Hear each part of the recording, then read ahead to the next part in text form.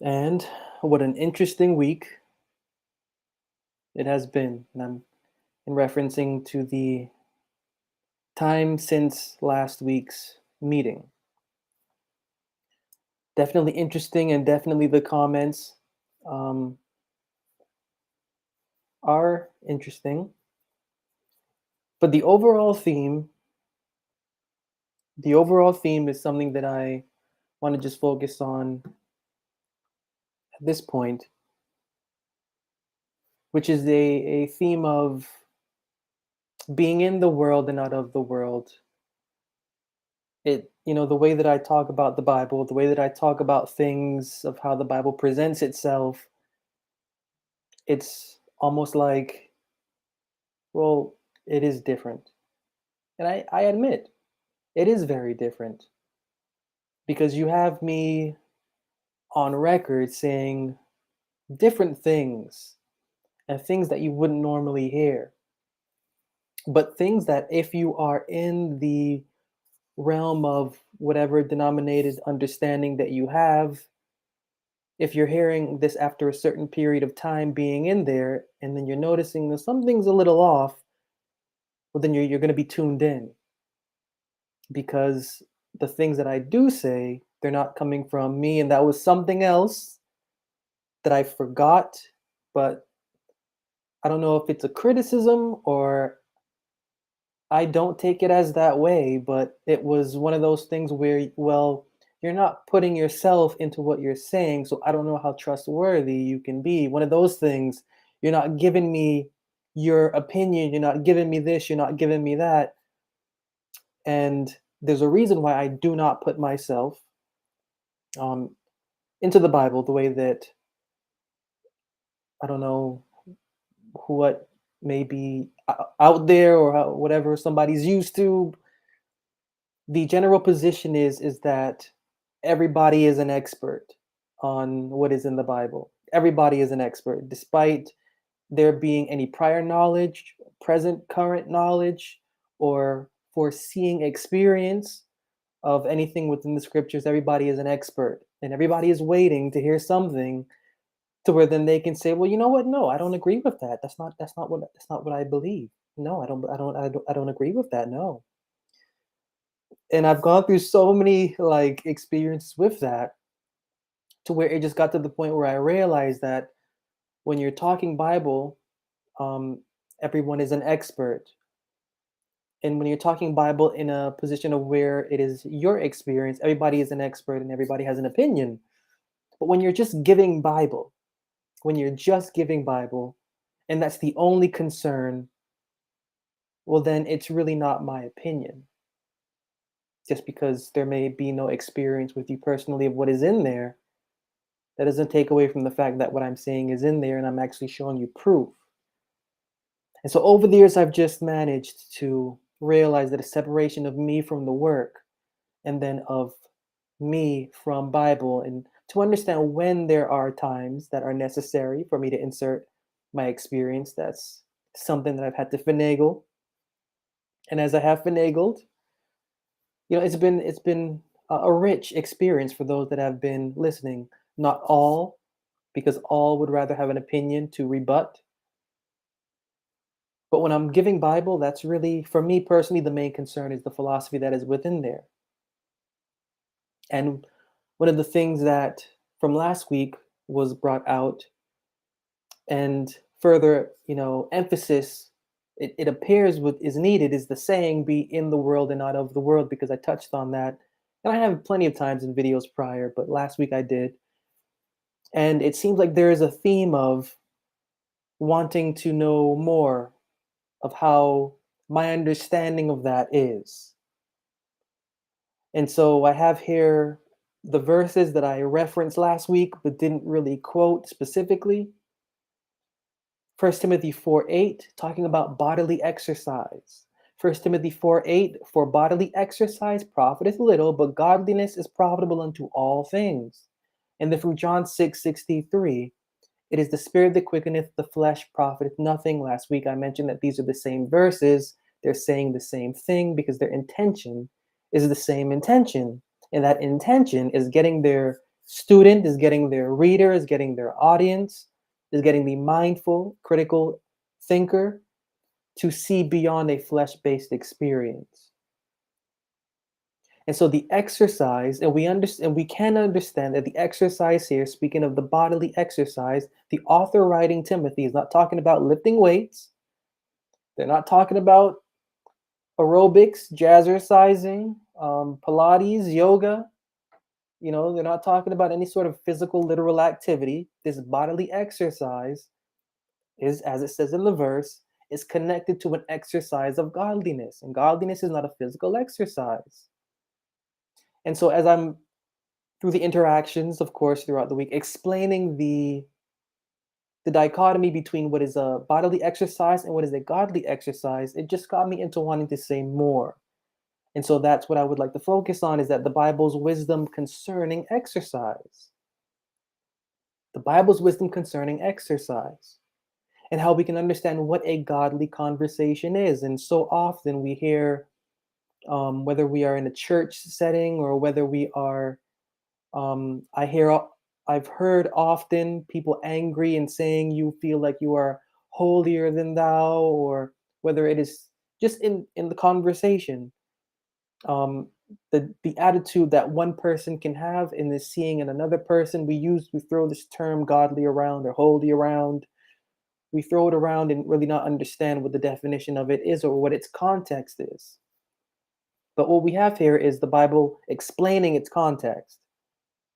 So if the Bible is saying bodily exercise profits nothing, but then the Bible is saying godliness profits everything, well, now we can understand that godliness is the opposite of a bodily exercise. Now, what is a bodily exercise? There's many ways to get at that. But John 6:63, the spirit quickens, flesh profiteth nothing. Whatever a bodily exercise is, it is not what the spirit does. Spirit quickens, bodily exercise, which is a flesh-based exercise, cannot do that. A flesh-based exercise, a bodily exercise, is an exercising of managing or carrying the body of belief through physical, natural, human stimulus. Whatever that stimuli is that allows the human being to understand that their devotional conversation, their religious experience, their spirituality is beyond whatever is casting forth into the system of the human being, a sort of impulse that is flesh-based, that is stimulating the mind within the body, stimulating the mind within the body to act, to submit. I'll say that again, stimulating the mind within the body to act and to submit. Gonna say that one more time. Stimulating the mind within the body to act or to submit. This is what is called bodily exercise. John 6:63, this profits nothing. Why? Because it is only what is termed spirit, and to the Bible's mind, spirit means mind. We're not talking about some kind of ghostly, ghastly thing within us or walking around beside us. To the Bible's mind, in concrete terms, spirit means mind. Spirit means intellect. Spirit means character of intellect. It is the character of the devotional conversation's intellect that is to quicken. That is to quicken what? That is to quicken what a flesh-based exercise is seeking to quicken.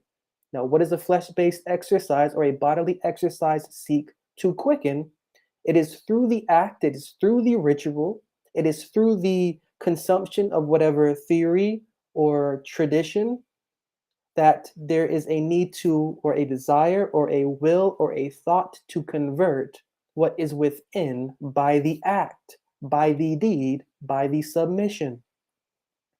This is the term or the concept behind bodily exercise, or Bible philosophically, bodily exercise, or a flesh-based exercise. We are doing these things and we are believing that we need to do them because they're giving us a feeling of justness. They're giving us a feeling of justness. And it is through this feeling of justness that, like I said last week, we are imagining blessing. And as we imagine blessing, we are continuing to withstand whatever submission or act or deed, tradition or theory, ritual or ceremony that we would do, because it is the feeling that makes us feel as if we are atoned for, despite whatever we believe afterward. This type of exercise profits nothing because it can do nothing for the spirit of the character of the devotional conversation. One, two, it can do nothing for the spirit of the character of the being within the human. It can do nothing for the spirit of the character for the being within the human. There is something more that the being within the human needs. The being within the human can't fulfill any act or any deed unless through the body. It is through the body's mind that the mind within believes itself to be tranquil through whatever ritual or routine it is going through. The mind within the body, not the mind of the body, the mind within the body, our inward person, it needs more than a physical stimulus because it is not naturally physical. It is an injustice to the human system to maintain a physical act for believing a spiritual benefit. And I'm not just saying that. 1 Timothy 4:8, bodily exercise profits nothing, godliness is profitable unto all things. John 6:63, spirit quickens, flesh profits nothing. I'm just not talking here. I'm literally quoting without quoting Bible, because this is Bible belief. This is Bible philosophy. Core of the Bible's philosophy is to get the individual away from the world. And this is where that saying mentioned last week has it played out in the interactions from that Justification live last week until this point, to be in the world and not of the world. The exercising of the body is the way that an in-world conversation functions.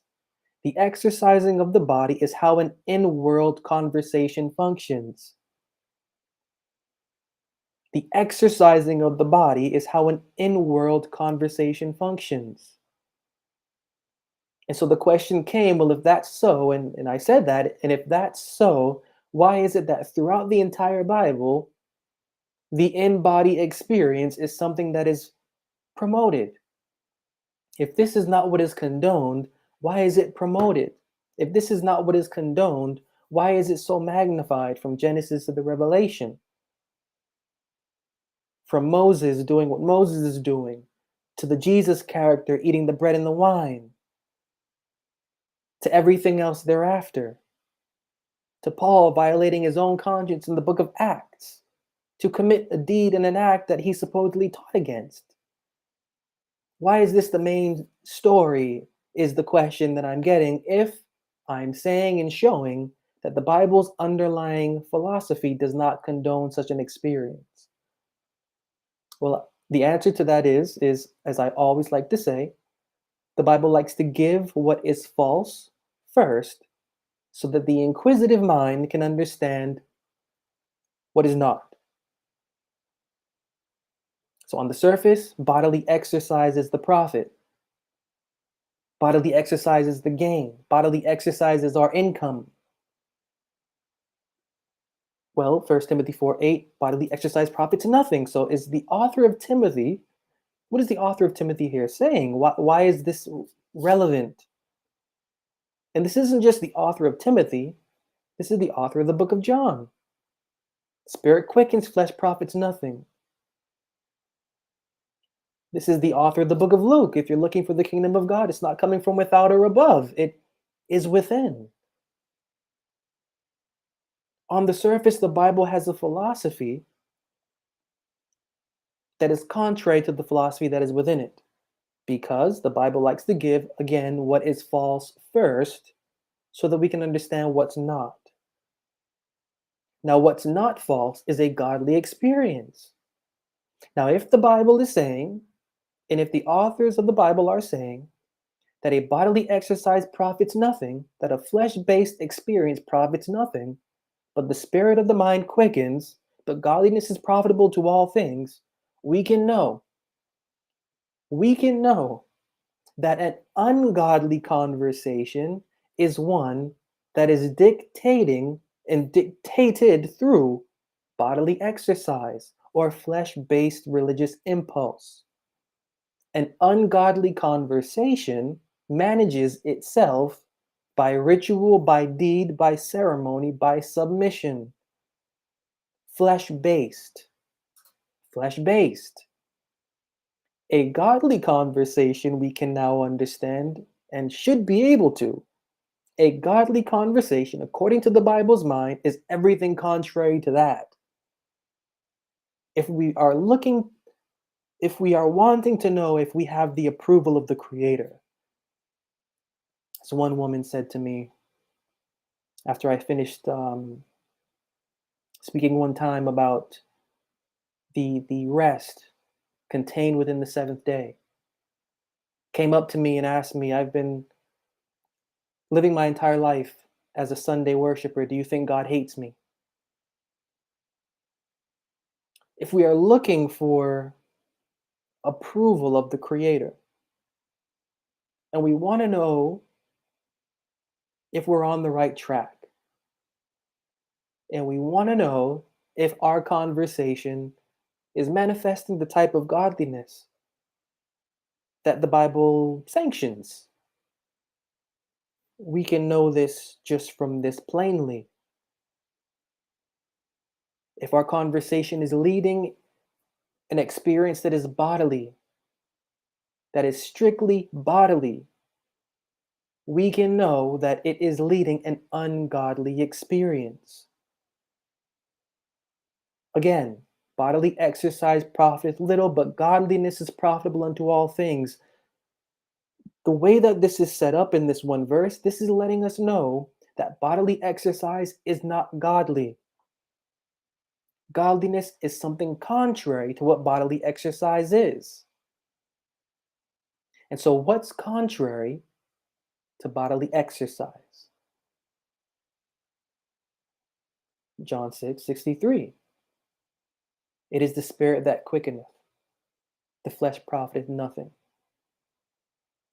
What's contrary to a bodily exercise is the quickening, is the regenerating of the spirit of the mind. This is Ephesians 4. Put off your former conversation and be renewed in the spirit of your mind, and put on the new mind, which is created.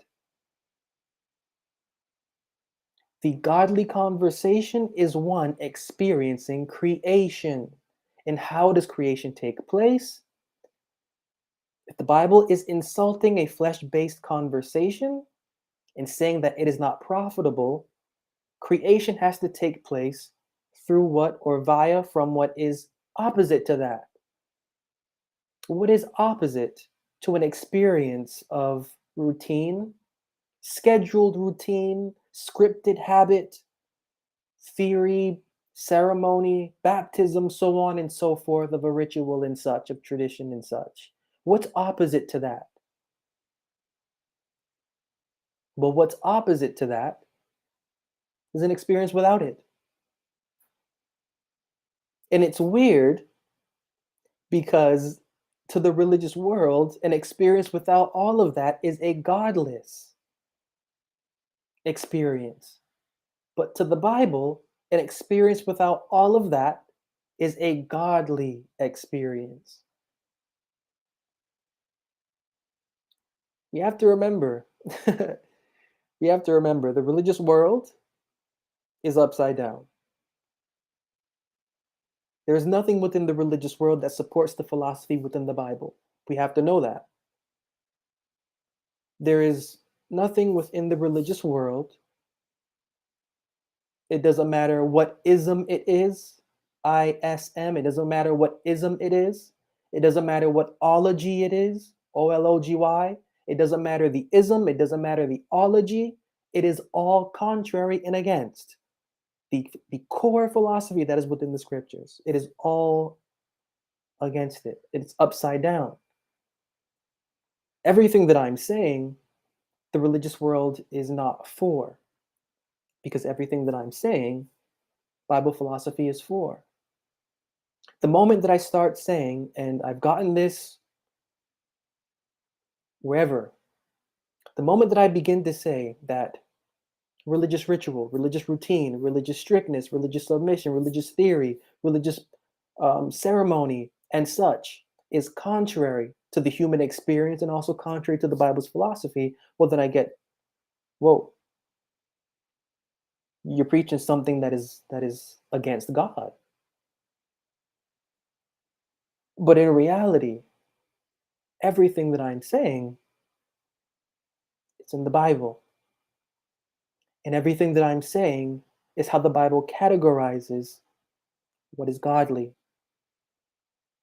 Because the definition of God in the Bible is not the definition of God to the religious world. Something we need to know. We need to understand that the Bible is a character just like you, just like me. Not is, has. The Bible has a character just like you, just like me. The Bible has a personality just like you, just like me. The Bible has an opinion just like you, just like me. The Bible has an experience just like you, just like me. The Bible is, as I've come across, and I have yet to come across, a living book. The Bible is living. The words therein are present tense continually because they are alive. And the moment that they become activated within the daily life and within the life of the devotional conversation, that living stream becomes even more alive. And so when hearing be in the world and not of the world, when hearing that bodily exercise profits nothing but godliness is profitable to all things, we are seeing the Bible flip the religious world upside down the way that the religious world has flipped the Bible upside down. And I think it's brilliant. That's why I love the philosophy that is within the scriptures. When you grow familiar with the philosophy that is within the Bible, you can look out into the religious world and you can see how upside down it is. If you don't know the philosophy that is within the Bible, you will not be able to see how upside down the religious world is, but you will see how upside down the Bible is. That's the point. Every single individual drawn to the scriptures should be drawn to the Bible for the purpose of a godly conversation. That's the end. That's the beginning, middle, and end. The only reason we should be concerned about anything within the scriptures is for what is a godly conversation. And point number one, easy point of what a godly conversation is, 1 Timothy 4:8, John 6:63. The Bible is criticizing, and not just in these verses, but all throughout, a bodily exercising, a bodily conversation, a conversation that is guided through the limbs of the body. It doesn't make sense to the Bible's mind. It doesn't make sense. I mean, this is plainly written here. Plainly written here. And I'm pretty sure none of us are going to assume that the Bible is talking about lifting weights and doing cardio. This is plain. And so when we're hearing the Bible talk about and weigh, the Bible is weighing and discussing right in front of us experience, the general and the intended devotional experience. To the Bible's mind, the general and the intended devotional experience should be one that is godly. The godly experience is one that has nothing to do with what is bodily exercise or with what is flesh-based devotion. Again, what is flesh-based devotion? That's taking a wafer and believing it's flesh. That's drinking wine and thinking it's blood. That's a dip in something. That's a wearing something. That's a not eating something. That's an act of doing something. That's a ritual of doing something how many times a day. That's bodily exercise. And it profits nothing. Now the Bible can write this and the Bible can say this, but we have to experience that. And we have to be able to understand that the blueprint to where our conversation is born to is going to magnify the opposite. So the Bible is a book having a philosophy that is contrary to the realm that humans have put it in. And I find that also very interesting because as a whole, the Bible is against so much of what we hold or regard as a valid spiritual or religious experience. And since last week, the thoughts and the questions are coming in about bodily exercise, godliness. It's almost as if there's a realization yet not wanting a realization to occur that, well, the bodily exercise that is here is plainly, spoken against. And if this is plainly spoken against, well, then whatever is opposite to this is what is not spoken against and what we should be focusing on, right? And then it's like, right. And then it goes to then what should be focusing on if this is not the intended experience. And then that's a whole nother thing because then you go back and you realize all of the sayings about honey, wisdom of knowledge, that the Bible is calling for a personal experience with its words. The Bible is calling for a personal experience for the person to have with its words inwardly. That's the Bible's wisdom and exercise. To have the individual understand that they are in a realm where the blueprint is religious law, where the blueprint is oath. Let the conversation understand that, but let the conversation know to refrain from it. The conversation is to be existing within the religious world, yet not of it. The Bible it is saying that the conversation is to exist within the religious world and yet to not partake of it. How do you do that? How do you be in a world where everyone is submitted to scripted routine? To where everyone is believing that the feeling of that routine is what gives them favor, forgiveness, piety, pardon to the divine eye.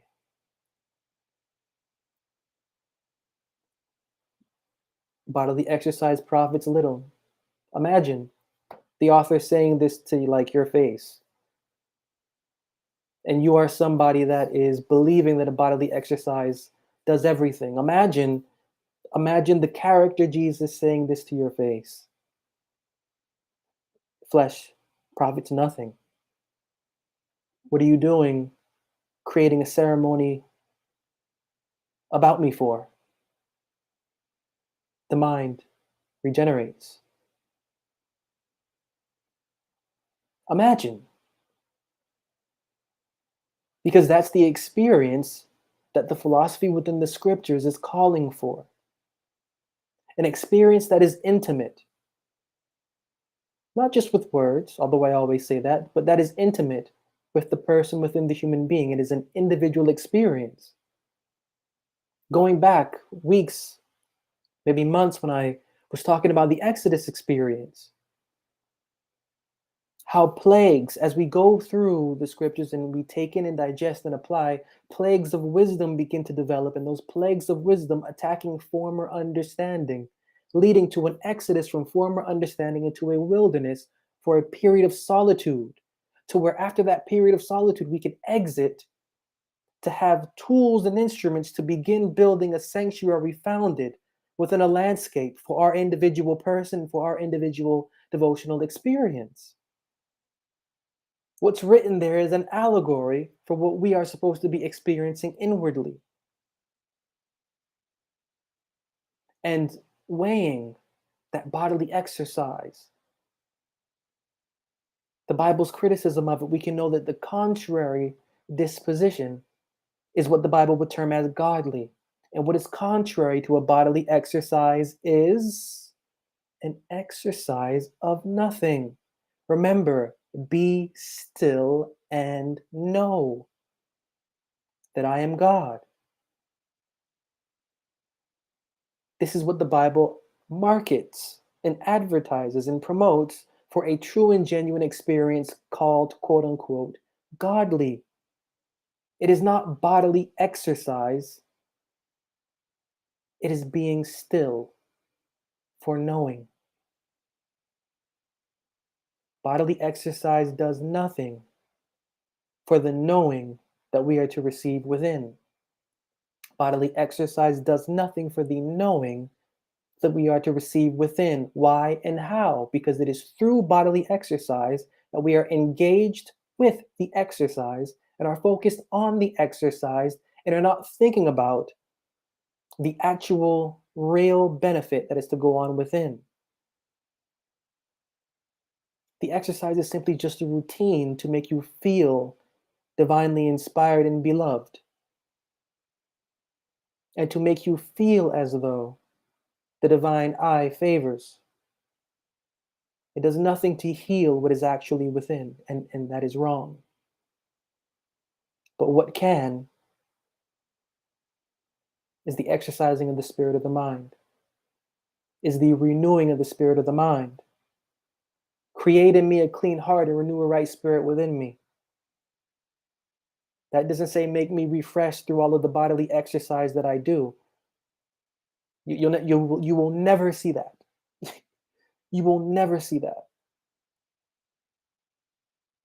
And it's true that when you get to Deuteronomy and you get to Moses, you will hear things, these statutes, these laws, and these precepts. This is your wisdom among the nations, so that when they see you, they will say, what a wise and such people.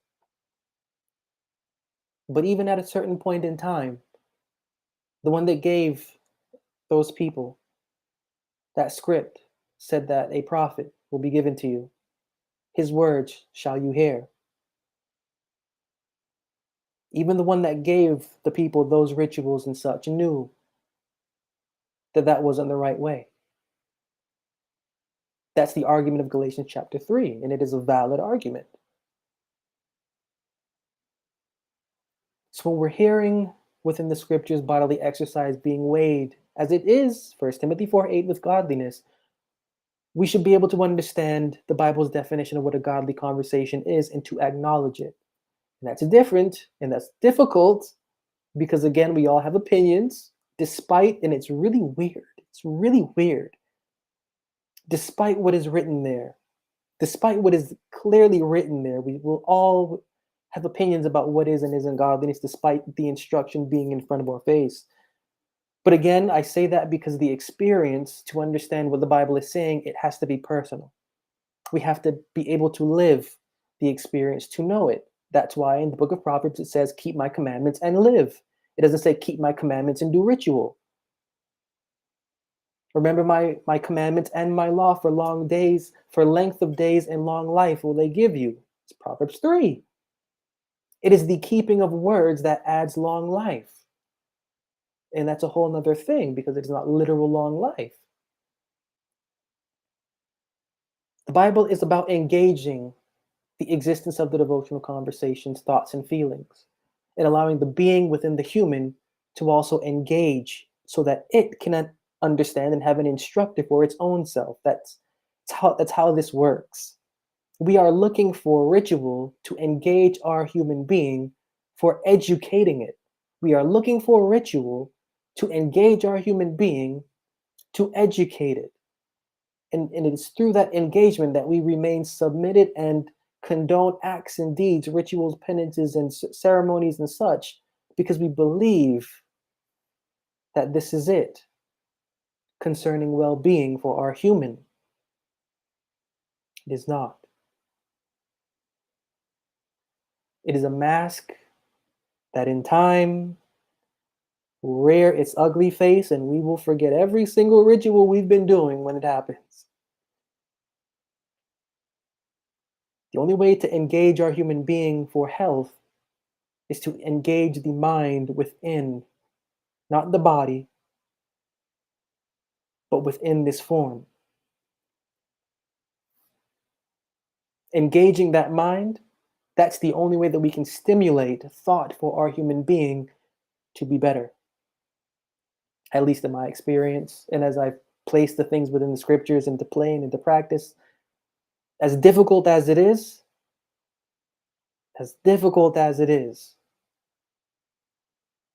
it has been beneficial. Because you're going through the grind, you're going through the grit of seeing what you are as a human being and learning And it is only through that grind and grit and that education of your own personal self that you develop a discipline and you develop a sort of love and fondness for who and what you are and for who and what you are not. You're not measuring yourself against anyone else. You're not even measuring yourself against you. You're measuring yourself against what is within you, and you're measuring yourself against the character outlined within the scriptures. That is a higher engagement, that is a higher learning, that is a higher education for our human being, but it first begins with the growth and the development of the spirit of our conversation's mind. This is something that a bodily exercise can't do, but this is something that an engagement with words, our source from within the scriptures as an instructor, is supposed to do for what is within. To the Bible's mind, what is within matters. To the Bible's mind, what is within is it. What is to be delivered, what is to be ransomed, what is to be saved, all of these terms we're familiar with. It begins first with the thoughts, feelings, actions, and behaviors of the devotional conversation. And through such an experience, our human beings to be bettered and well because it is going to view, it is going to see the struggle. And from that struggle, the learning experience, it simply advances.